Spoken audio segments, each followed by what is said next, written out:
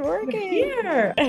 Laura, thank you so much. I really wanted to have this session with you mainly because, well, we met at Due last week. And before that, we were on and off talking about everything that we do together to help the dental world. And then finally, we were able to put our heads together and meet face to face last week. So I thought it might be a nice meeting session where we just talk about what we do and kind of spread it in our own audiences, just in case somebody could use that support that each of us has to offer. And then talk about just dentistry in general, where we've come over the years, what the journey's been like, and kind of just take it from there to show people what we're planning to do in the future and how it might support a broader ecosystem, so to say. So I'm going to let you talk about you first, because there's a lot of people in my pool who want to get to know you.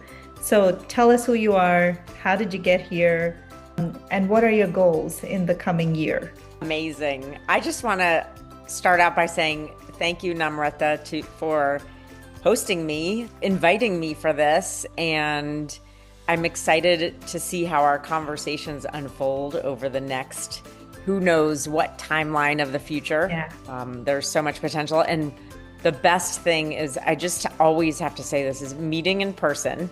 The fact that you came all the way from Switzerland to the US to meet a bunch of women in dentistry at the Do Retreat, it's just, that stuff matters. Getting together in person matters. We can create amazing bases for friendships and collaborations online, but getting together in person is everything. So I just wanted to thank you for, showing up and making that happen. 100%. I think that's kind of the point. And to be honest, the more I see AI take over, people are gonna wish to meet face to face more and more as Yes. time passes by, and they're like, I don't want to see a bot anymore. I want to see the person. So it's just a good habit to keep in general. But I'm really glad that we were able to catch up and talk about things. So tell us, Yes. uh, go for I'm it. ready. I'll jump in. Okay, so I actually practiced dentistry for 10 years. And believe it or not, I've been out of dentistry, clinical dentistry, longer than I was ever in, which is a funny milestone. I never thought I would ever hit that.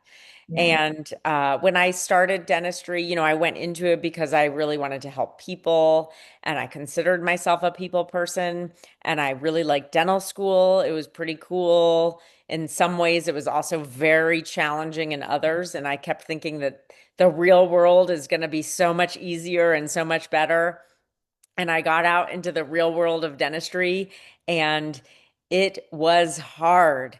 And I Mhm. knew it was going to be hard because what we do is really very difficult work that most people in the world can't do. They've not Yeah. been trained, and maybe everyone could if they were trained, but most won't. So it's very challenging. And I knew that because of that, I had that determination and grit that even though this is hard, I'm going to grit my way through these first several years. And in year three, I kind of crashed Mm. because it wasn't getting better. I Mm. was getting stronger. I was getting better, but I was still feeling a lot of pain from the work of being a dentist. So that began my curiosity of looking elsewhere. And it took me another 7 years to finally listen to my gut and say, this isn't the career for me. And after 10 years, I finally gave myself permission to leave. And there's lots of details we'll probably cover through the Yeah. weeks here about the different processes that I went through and the different mindset changes. But essentially, it was giving myself permission after 10 years to say, I don't feel good and I don't feel well. This is costing me a lot more than what I'm gaining from it. And I did get to a point where I was like, you couldn't pay me enough money to continue living this way. Yeah. So there were lots of barriers and blocks that I had to work through. And once I did, I left dentistry after 10 years. I went into weight loss coaching, which was a completely non-dental career that Yeah. fell into my lap in some ways. And well, let's just say some ways it fell into my lap, but in some ways I was setting the stage for it to happen every day of those 10 years. And eventually I decided to come back into dentistry in a non-clinical way. So I started this weight loss coaching as a side gig. I still worked clinically for 2 to 3 days a week for several years. And then finally, I ended up walking away completely from dentistry. And I wrote a blog post during this time titled 10 Reasons Your Dentist Probably Hates You Too. I love that. Yeah. And that opened my world Yeah. because suddenly I thought I was the only one. This was in 2011, by the way. We didn't have Instagram, we didn't have Yeah. Facebook Yeah. groups. I don't even know if we had LinkedIn. I don't think we had LinkedIn. Well, I think it was like a baby, Yeah. something. It was like Yeah. really, it was just in that early stage. So we just didn't Or we have, weren't on it, that's for sure. for sure. I Yeah. was on Facebook.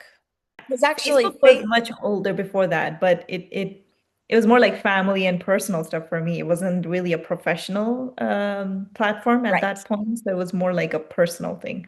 Yes, exactly. And actually, Facebook is the reason why my blog post went viral because one dentist saw it and Mm. she was like, this is amazing. And she shared it. And so that helped me see. I thought I was the only one, and we'll talk about this topic Yeah. probably too someday. But it helped me heal myself from feeling like there was something wrong with me for wanting Mm. to leave dentistry. And it just opened doors. And then it took me 6 more years to give myself permission to step back into dentistry as a Mm. career coach to help others who were experiencing the same things I was. And so now I have my coaching business that's been alive since 2018, January of 2018. I opened my virtual doors and Yeah. um, it's like it's been 14 years since I've been out of clinical dentistry, and I will tell you, I remember every dynamic and every pain. And I love that because I feel like my experience allows me to help others and it helps me understand others. And here we are. It's a journey. Yeah. I Yeah. mean, I love that, Laura. I think um, the fact that we're opening up the conversation to say that, once a dentist, not always a dentist is normal. Like, just start talking about we have our expectations when we all join this career, and you don't know how it's going to pan out. You don't know how other circumstances are going to pan out. So to have options is important and to give yourself permission, like you said, to allow yourself to build those options is also something that needs to be understood and developed early on. The sooner the better, in my opinion. Because the other side is what you and maybe even I've gone through, which is like, who am I if not this? And then you push yourself into a whole different journey of, okay, I need to rediscover so many other things about myself. And it's funny because we're both women too, and the fact that we went to the DU retreat, and for those who listening in for the first time, DU means Dental Entrepreneur Women, which is led by the amazing Anne Duffy. And she really, for me, connected this year, and I saw what she's been building over the past 30 years or so through her Dental Entrepreneur magazine. But what I said was, it's interesting that we have a subgroup here, which is specifically targeting women because women go through a different journey compared to the men, because men are very black and white, and I'm overgeneralizing here, of course, but it's very black and white decisions. And women are more like, okay, how can I make this flexible? What else can I do? They're usually, if you give them options, they're more open to exploring those options. And that's a good thing because it allows them to expand and think of other things outside of their little bubble, whatever they've established themselves in. So I really liked the Dew retreat. And what I got to see there, and part of our conversation today is what stood out to you the most from this particular retreat. I know you went in as a mentor. And what were the conversations that you were hearing from the women around you and from the speakers that really made you think that, oh, yeah, that's definitely something I can resonate with? Well, first of all, it's the backbone of the community is Anne Duffy. And any organization, the culture and the leadership always comes from the top. And so she's set up this culture where as women, and this is great to apply back to dentists too, is as women, if we can link arms and support each other and not feel like we're competition, then Yeah. we're going to gain so much more and we're going to win together. And dentists the same way. One of my friends, Paul Goodman, who runs Dental Nachos, loves to call it the Hunger Games of dentistry or something like that, where Yeah. as dentists, we feel competitive, like we have to Yeah. protect ourselves of from each other.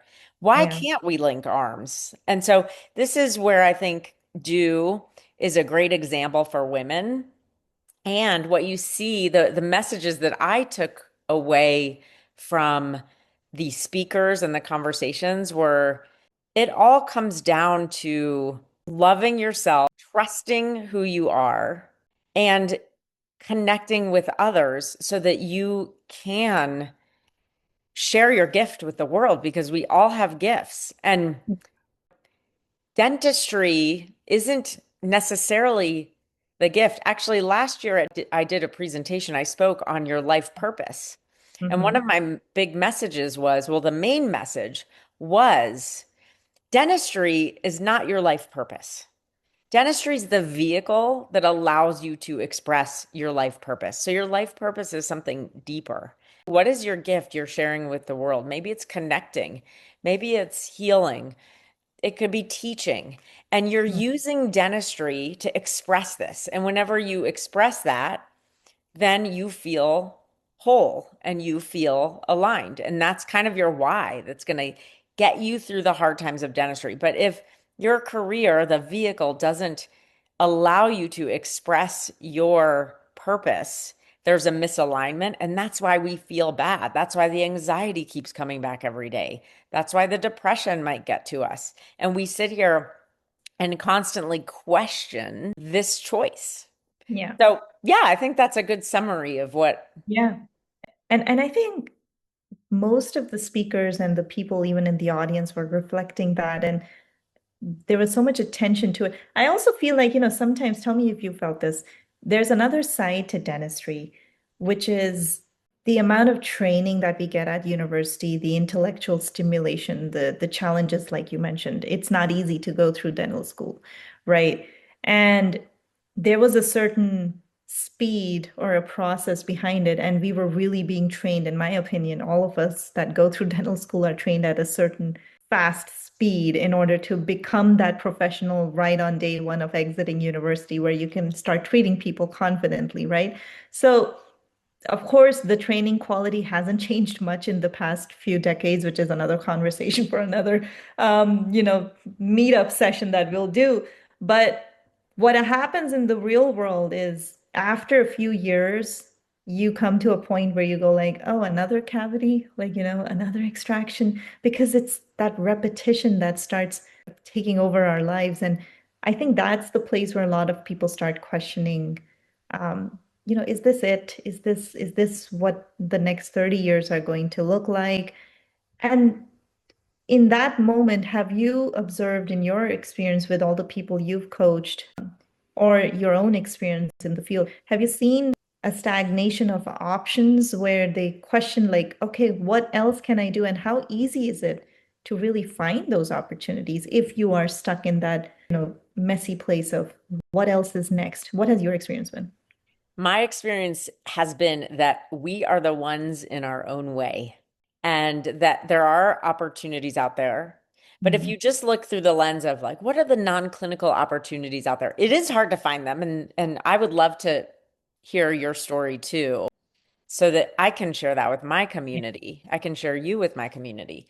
But my approach has been, I had to change from the inside out in order to even give myself permission to explore something else. And I was trying, but it was never working. So Mm. I have a really good friend who does similar work.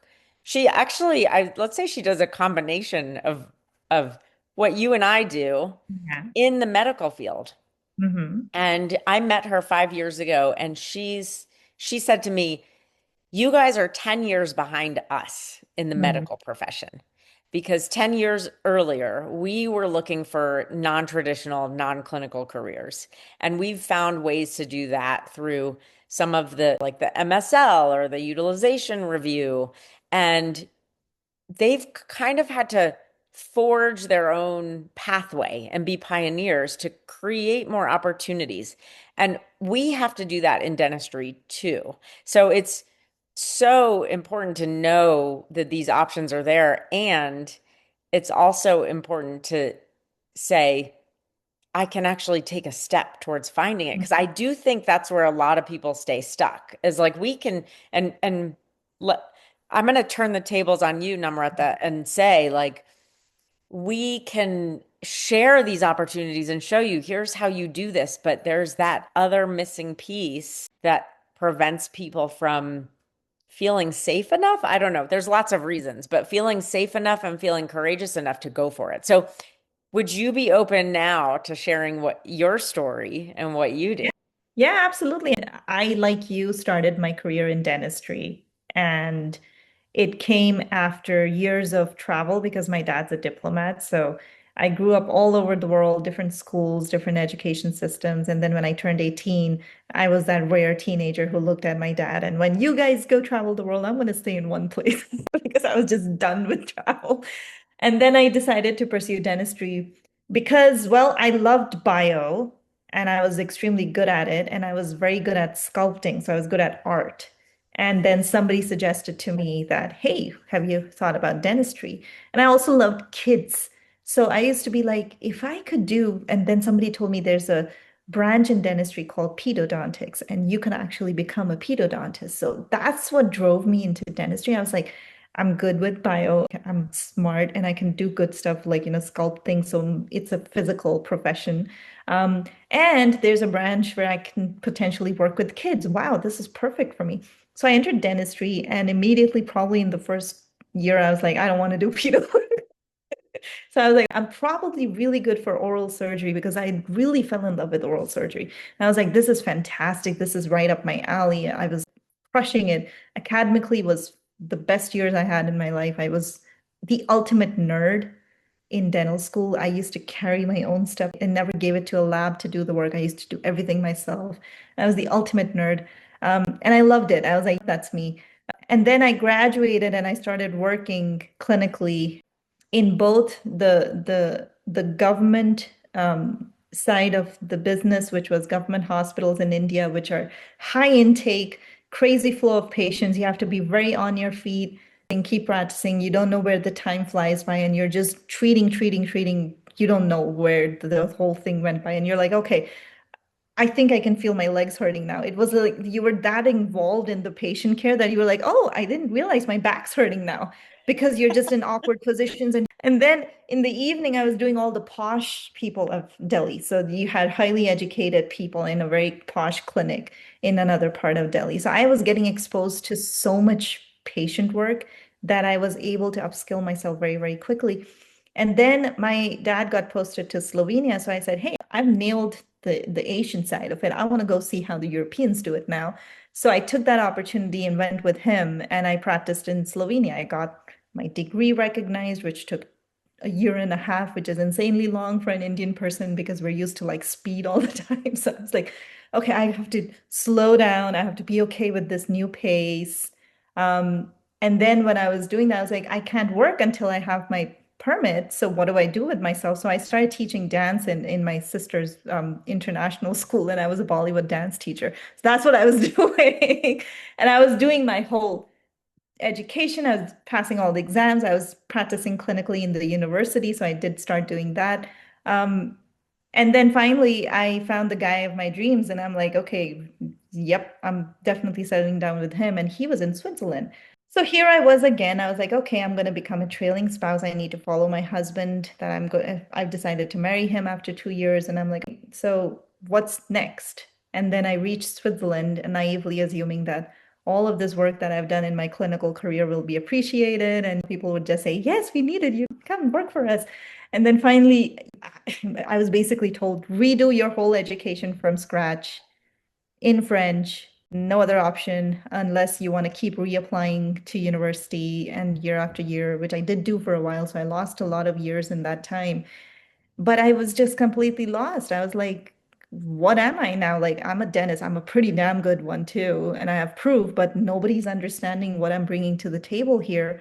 So who am I? And that's when, plus the whole bunch of personal stuff happened. And then finally, I found my footing and I said, okay, let me try getting into the corporate side of things. Let me at least give that a shot.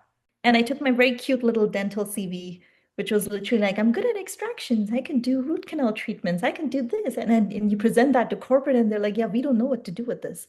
So I had to learn how to make a CV. I had to learn how to talk to people. I had to learn how to write cover letters. I had to learn what positions can I be eligible for. And that took a while. And finally, I wasn't getting anything from all that online stuff that I was trying to do after. I'm like, how do I get my foot in this door? And I had a son by then. He was like probably 8 months old or something. So I handed my son to my husband and I went and printed some business cards and I sat on a plane and I started hitting conferences after conference. And I said, hey, okay, I need to get my foot in the door. What can I do? So I entered through medical writing in the tech industry. I became a clinical and regulatory consultant, finally found an interview that I could go to, created that opportunity for myself from all this conference hustle that I was doing.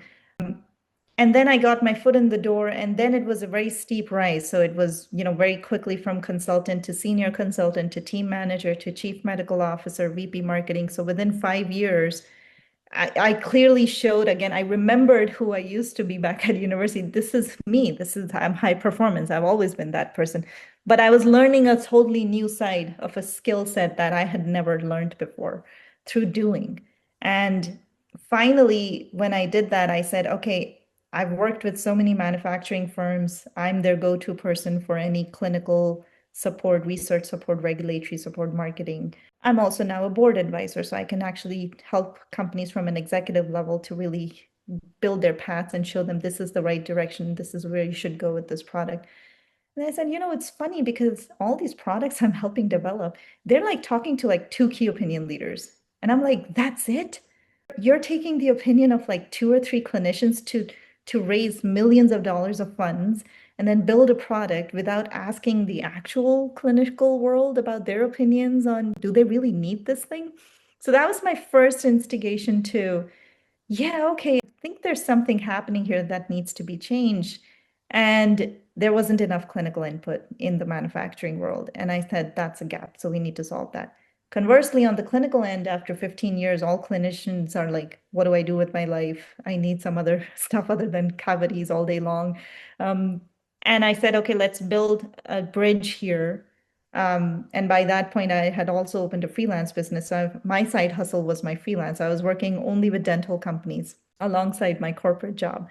And I said, okay, let's build a bridge now that I have a network on both sides. We're going to create a program, first and foremost, where we upskill our clinicians and our hygienists, and we're going to teach them everything they need to know about tech so that they're smarter when they talk to these people on the other side, right? And then we're going to go to the people on the other side, the companies. We're going to say, hey, look at all these cool clinicians who are tech savvy, med tech experts who know how the commercial side actually works. Plus, they're all clinicians, so they use your products, right, on a day-to-day basis. How about you start bringing your projects to this end and start asking them to deliver on this work for you so that we can finally get more clinicians involved in the actual development of the products that we're using in our clinics every day, rather than the traditional approach, which is, okay, I made my thing, now I need a KOL to go speak about this at a conference and sell it, which is a weird thing to do because, they couldn't do that unless they actually used it or been involved in the journey of it, right?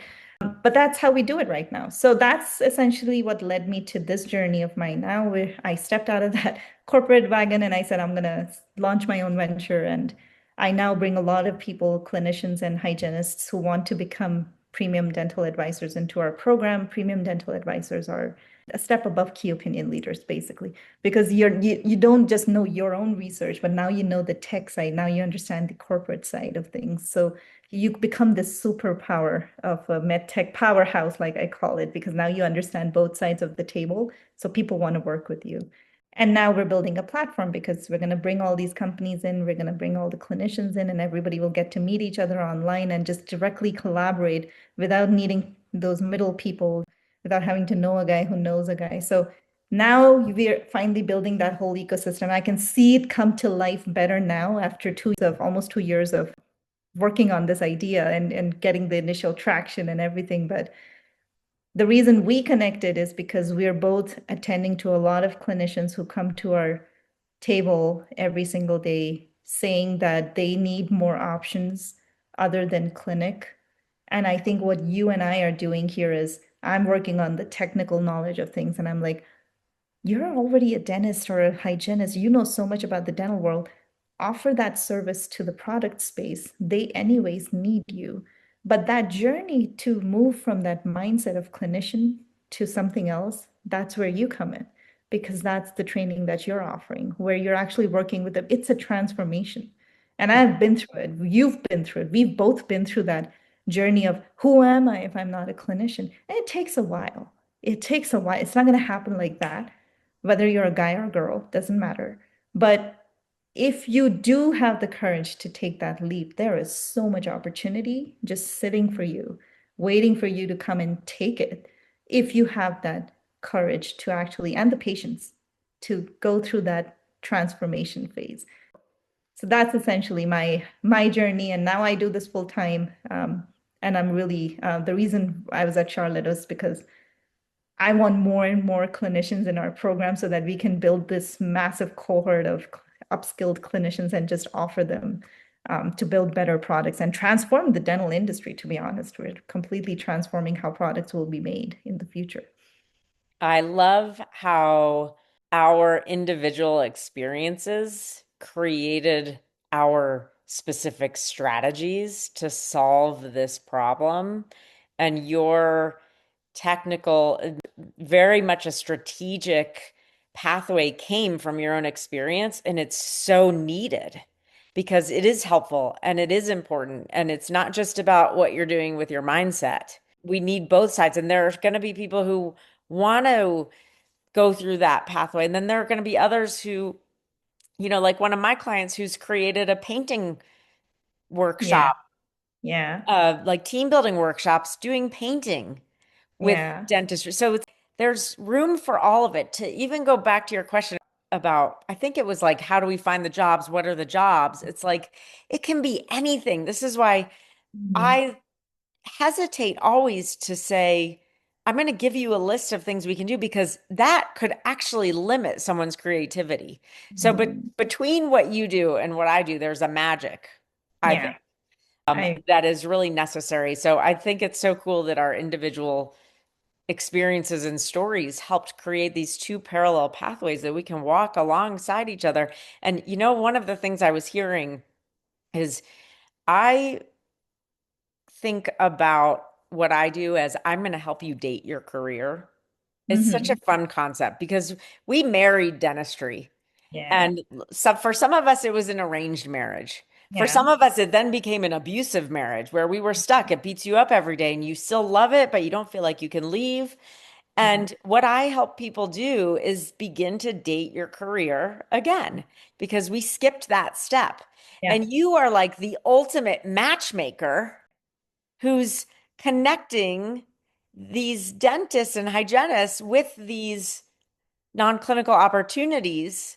And it's just kind of a fun analogy to think It of. is. I love that analogy. I think it's fantastic, and it really summarizes exactly what roles we both of us play in that vision, where we're saying you can expand your career, you can be clinician, comma, let's see what you put next to it. That's the fun bit. And you get to decide what you want to do, but make sure you're having fun in that process because you want to like you want to date a few people, you want to date a few opportunities to see which one is the best for you. And sometimes it's not the best person, like you know what dating's like, and they're like, okay, well, it was okay, but I'm glad I went. And sometimes it's a clear no. You're like, nope, never again. But you at least gave it a shot. So the key here is you have to keep dipping your fingers in different bowls in the beginning and building your new career from scratch in a way leveraging everything that else that you've gained over your past experiences and your past career, and then use that whole bowl as a means to recreate who you are now. And that's essentially where we need a mindset shift in the profession itself, where people are like, yeah, I could be a clinician and I can also be other things, and that's okay. Well, Laura, we are on time.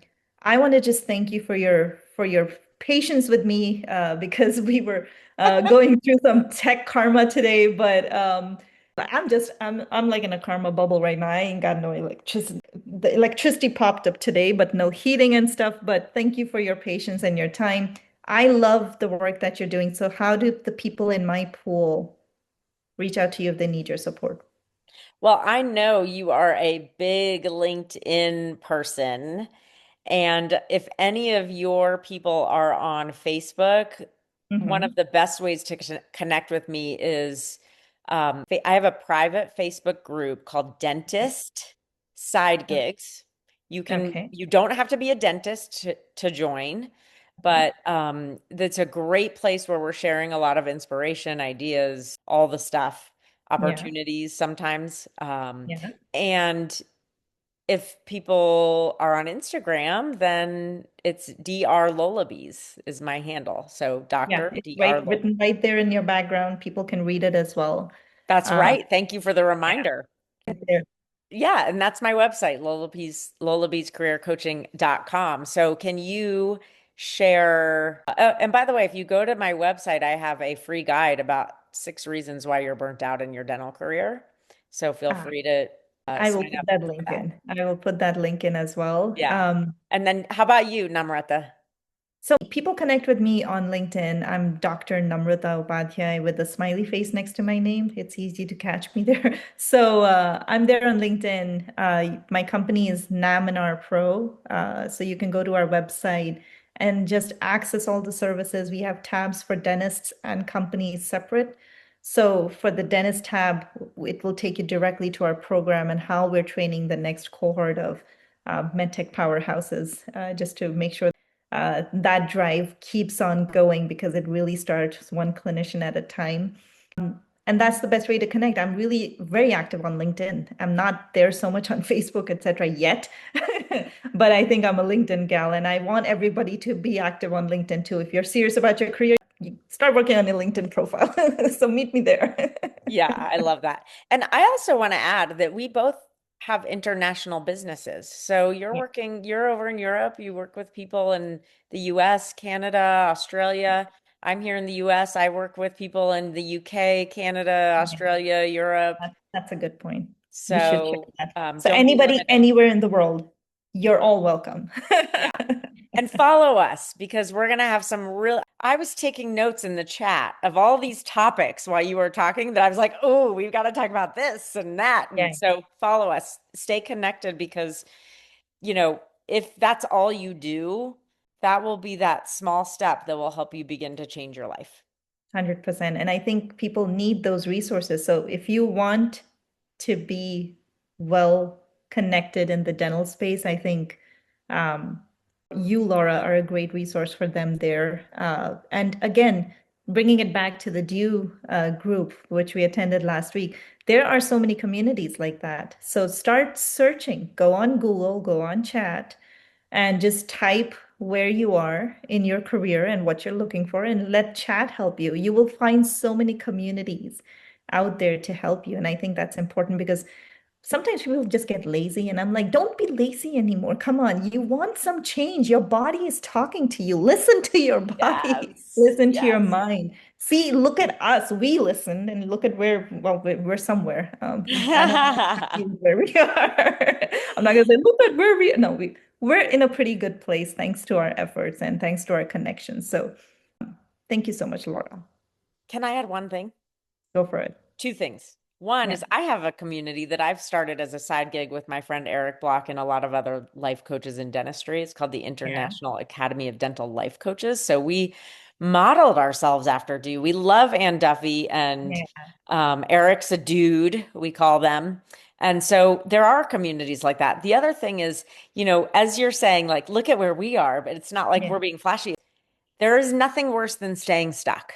Yes, That's all it is. 100%. So if you're feeling stuck, listen to that because you feel like there's no hope, it's not possible, but there's nothing worse than that stuck feeling. So even though we are just normal dentists like you, it's just that we didn't stay stuck.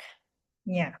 I think we got up and we took a decision, and now we're providing the resources that people need in order to make that journey easier for them because it wasn't easy for us.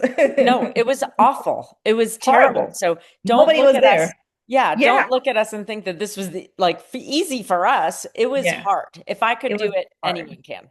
Exactly. Exactly. And the good thing is we kind of created these resources for people. So in Yeah, the end, we figured out how to make it work out. I love it. Okay, Laura. So I'm going to connect with you in our next session. We have a few subjects that we can talk about. If I had to ask you what your favorite topic is, what would that be? I can't pick one. I Okay. can share I can share Yes. with you the list I wrote because there's like 5 or 6 of them. Do you want to Yeah. hear them right now? Go for it. Let's just choose one so that we end it with our next one. Okay, let's do it.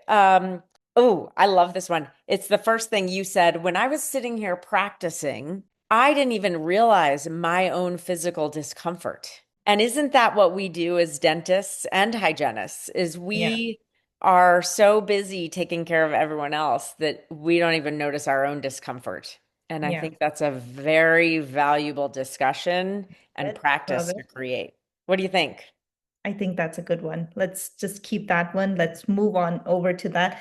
We'll tap into the physical challenges that is the profession of dentistry, the toll it takes on the body and mind, and then how to come out of it. I think that's a good discussion point for the next session. Amazing. And we're going to keep my list because there's lots of other ones too. Please do. Yeah. Laura, thank you so much. You want to Thanks, stop Namrata. recording?